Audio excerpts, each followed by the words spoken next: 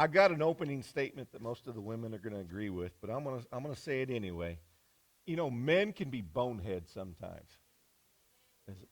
That was kind of weak, ladies. I even prepared you for it. I've been married 30 plus years, and my wife hasn't left me yet, at least not that she didn't come back. But guys, we can be boneheads, can't we?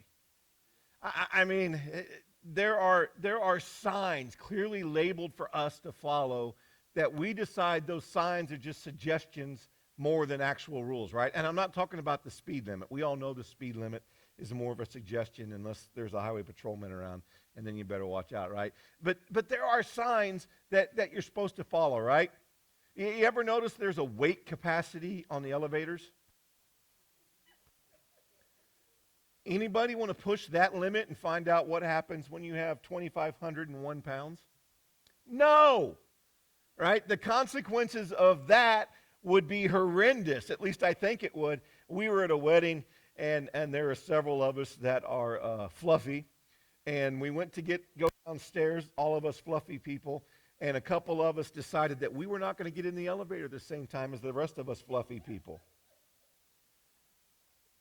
Again, just make smart decisions. But there's also those things we do that, hey, I can get one more in, right? I mean, you're packing something up. I can get one more thing in that suitcase, right? I can put one more sheet of plywood on my truck. I don't care if it's already rusted on the axles and the tires are rubbing. I can get one more because I don't want to have to come back, right? Just yesterday, I finally got around to stacking a bunch of the firewood I had split. And my boys, it was my turn to stack it on the piles we had made. And I've got a stack in the back, a stack in the front. My boys threw me one little itty-bitty piece of wood. It wasn't even a full log split, right? I set that on the back, and because we had stacked it leaning forward, guess what happened? All right? Luckily, it didn't come all the way down. But that one more piece, right? You ever heard of the straw that breaks the camel's back? It's not that one little straw. It's the fact of all the other weight on it, right, that broke the camel's back. But see, as men, sometimes we're bonehead. We think those rules don't apply to us, right? We think that we can push them. Well, today, I want to talk about David. And there are so many instances in David's life. We could talk about him being a survivor. But today I want to talk about the one that most of us know about and what he did with Bathsheba.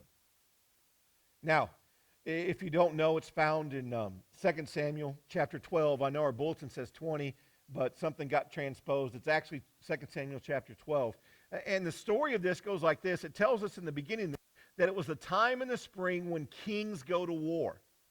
So that's the first thing, right? All of the kings should be going to war, but David decided he was going to stay back this time. Maybe he had scouted the other team. He says, I don't need to be there. My under guys can get it. But David didn't go to war this time. And it said while David was at home in the evening, he went up on top of his roof and he noticed someone taking a bath.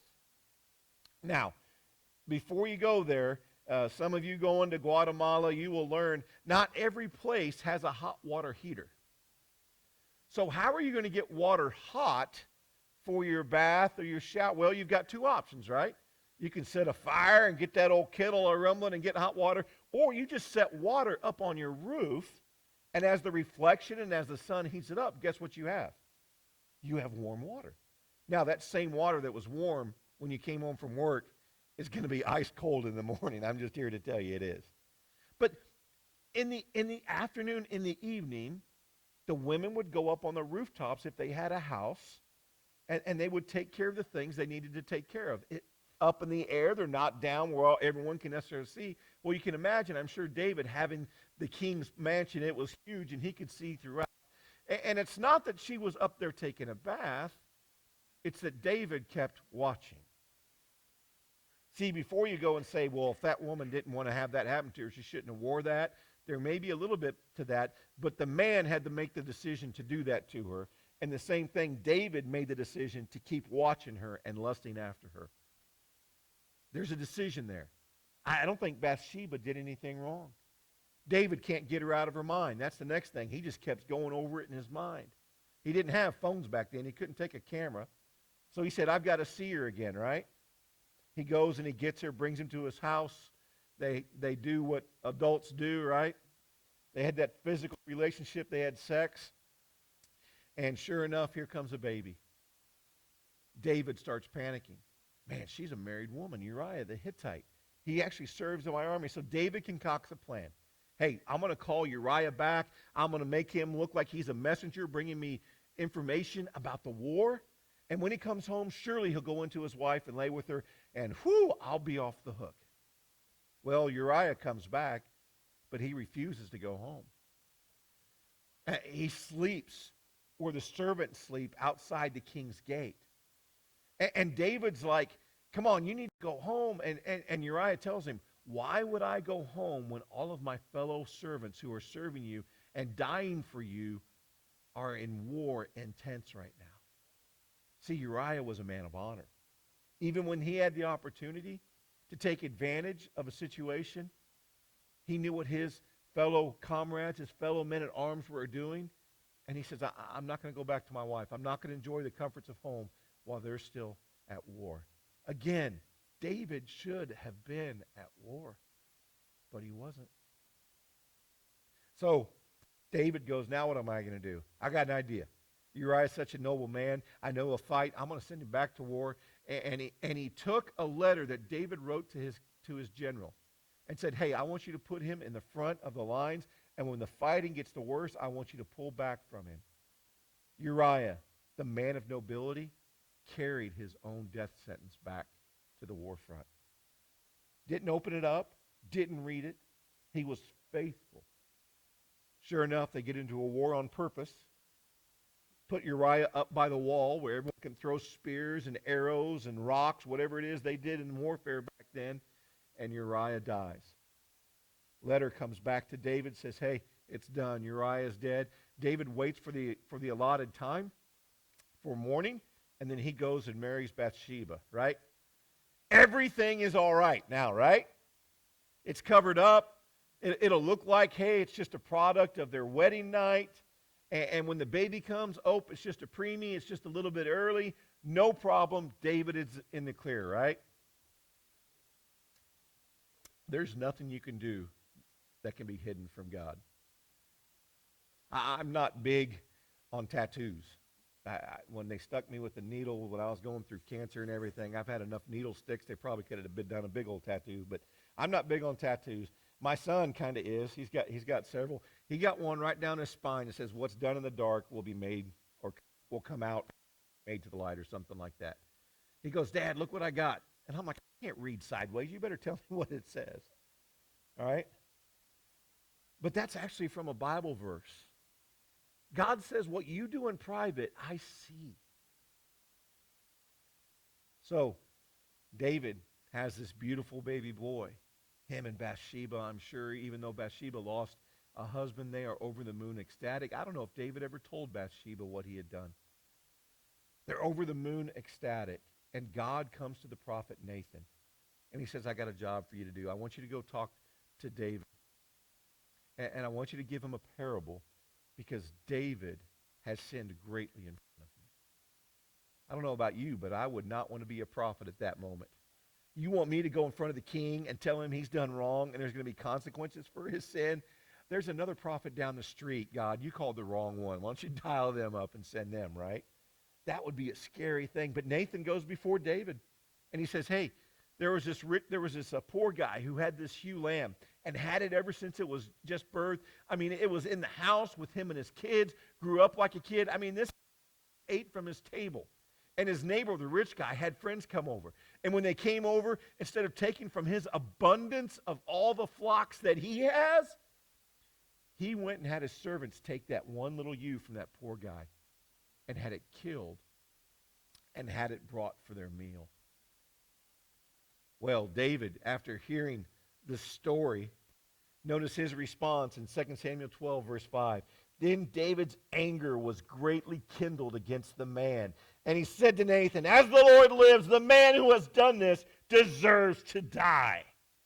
And he shall restore the lamb fourfold because he did this thing and because he had no pity. David's wrath rightfully kindled, was upset with this man. Who wouldn't be? I mean, he's rich. He's got everything, right?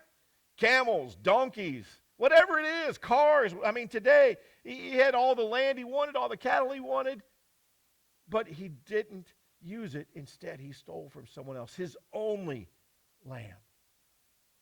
David said he needs to die. As king, that's going to be my proclamation. Notice in verse 7, Nathan said to David, "You are the man." You know, in the New Testament, it says we aren't to quench the Holy Spirit. You know, months had passed because the baby has already been born. So we know at least 9 months, if not longer, had passed. And David, living in the sins that he had done, adultery, murder, lying, big ones, he couldn't even see that the story was about him.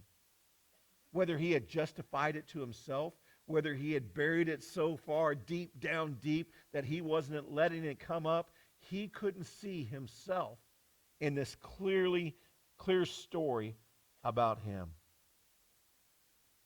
Nathan goes on to tell David there in chapter 12 and the following verses all the things God had done for him. How he protected David through Saul. How he gave David everything that Saul had. Remember, David married Saul's oldest daughter. All of that stuff went to David.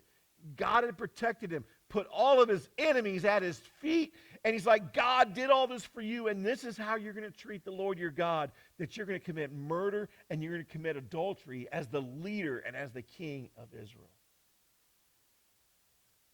Nathan tells him that you're going to have the sword in your hand.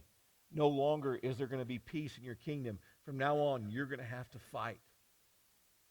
And notice in verse 13, David said to Nathan, I have sinned against the Lord. And Nathan said to David, the Lord also has put away your sin. You shall not die. Oh, isn't that amazing?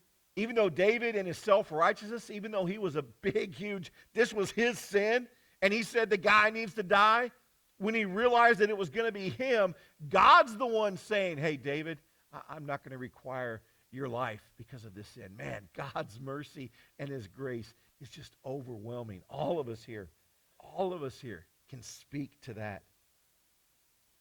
Verse 14, nevertheless, because by this deed you have utterly scorned the Lord, the child who is born to you shall die. Now, I don't know about you, but my first response would be, but John, but Mary, right?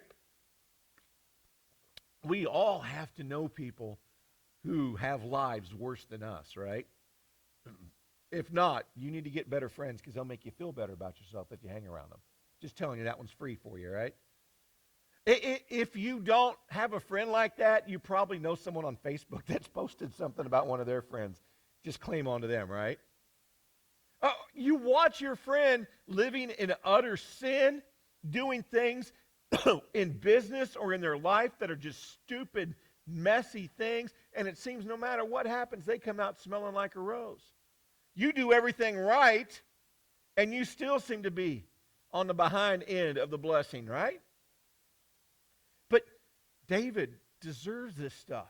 But other people have committed adultery. Other people have committed murder. They got away with it. They didn't have a child die. Why in the world would David have this judgment? Well, I personally think because God had made David king. If you want a position of authority and leadership, there is responsibilities and requirements for you to stay there. And you also carry the burden of representing that authority.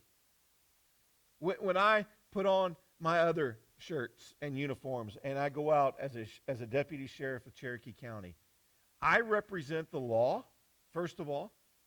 But secondly, I represent our sheriff, Jason Chenault. I have to represent and act and do things as I would think Jason would want things done because he is the boss, right? So I represent, David represented God because God was the one that put him in authority. The other thing is, when you're a leader and you make bad decisions, men, women in our households, when we make bad decisions in our households, oftentimes our kids end up paying the prices. The child gets sick. David goes immediately into a mode of fasting and prayer. And for 7 days, he lays on the ground and prays and begs God that he would have mercy, that he would relent from this judgment. All this time, his child, his baby, his boy is sick. 7 days. And then he dies. The servants are all huddled together. Who wants to tell him? I mean, the king's been inconsolable. He's laying on the ground, unshaven, unkept, been just, I'm sure, praying out loud, crying out to God, please take my life. As any parent would say, why'd you spare my life? Let the boy take my... I'm sure he was having great, deep, loud conversations with God. And since the child died, you can only imagine as a servant of a king saying, how do I tell the king that his son has died? David's no dummy. He overhears him talking. He knows his son is dead.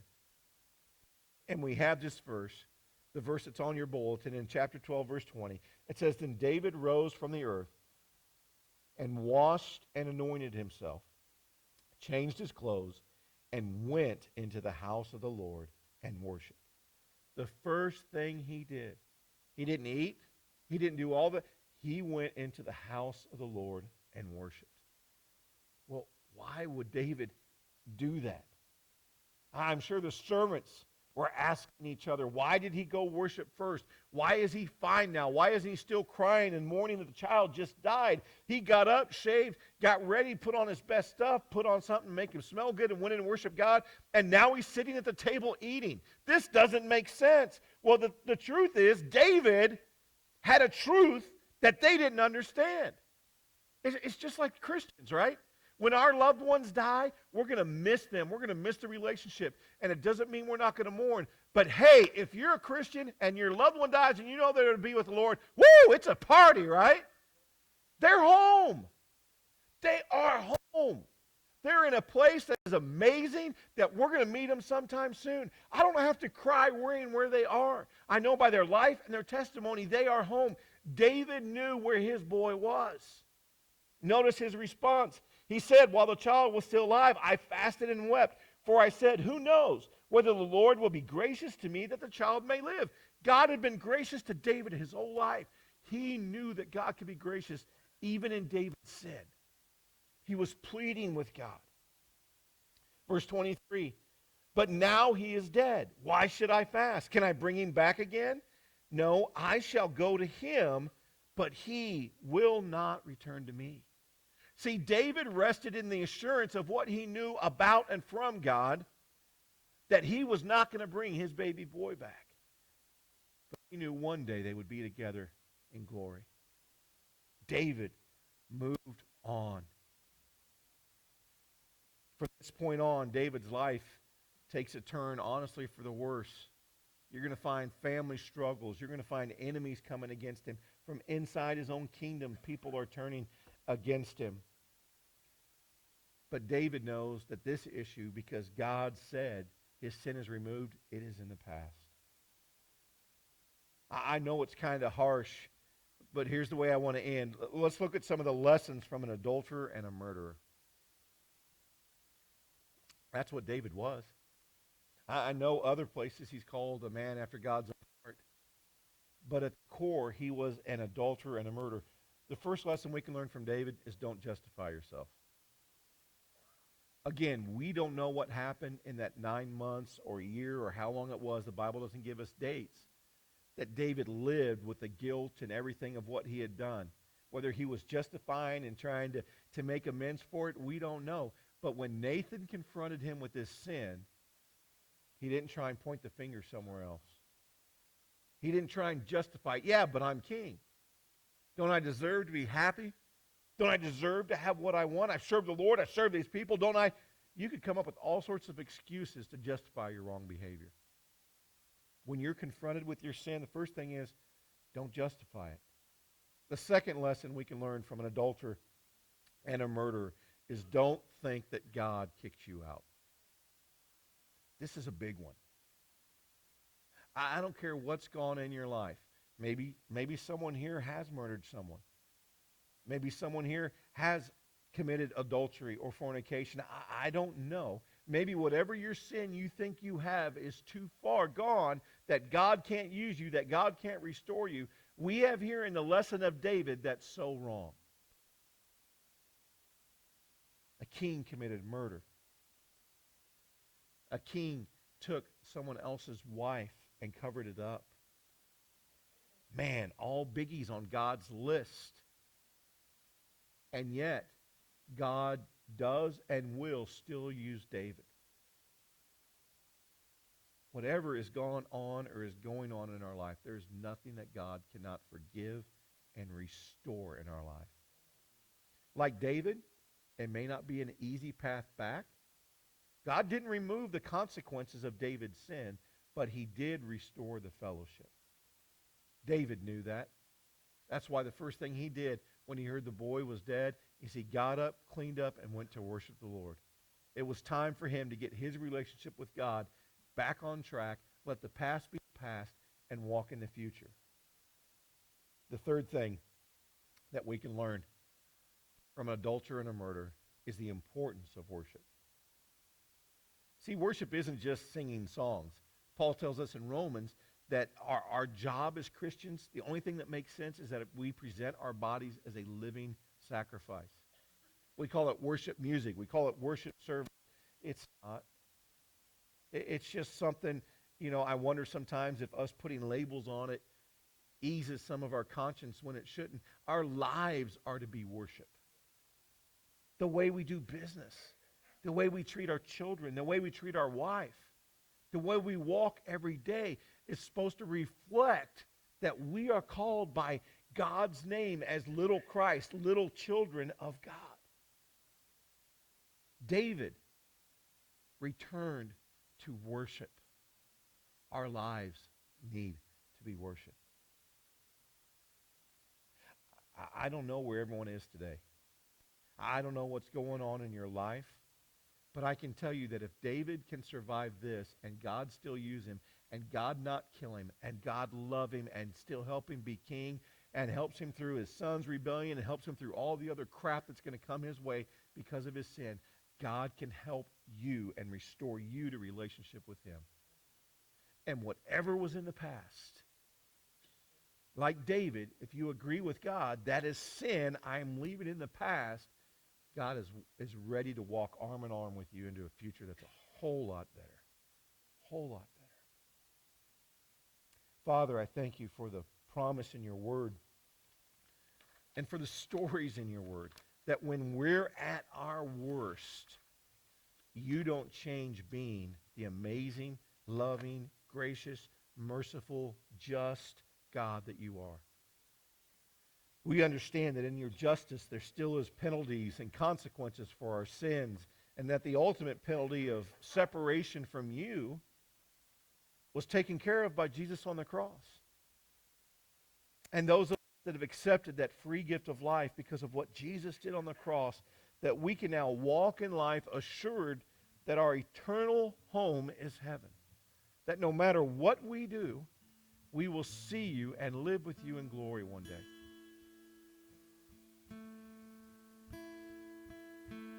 We also get from the story of David how even the mighty fall. Even the man that you said was after your own heart can make mistakes, can be judged by you, can have awful, terrible consequences, and the relationship can still be restored. Father, that can honestly be spoken of all of us. All of us have ran away. Your word says all we like sheep have gone our own way. But you still love us and still pursue us. Father, this morning, as we have a time of invitation, if there's someone here that doesn't know that if they died today, that they would spend eternity in heaven, that they would come talk to one of us and get that straight. Father, if there's someone that has been struggling with a sin, they tried to keep it private, and they don't have to confess it to us, but maybe it's time that they agree with you that it was sin and get back in that relationship of worship. Maybe they just need to sit alone and spend some time in prayer with you. The worship time, as always, is guided and directed by you. In your name we pray. Amen.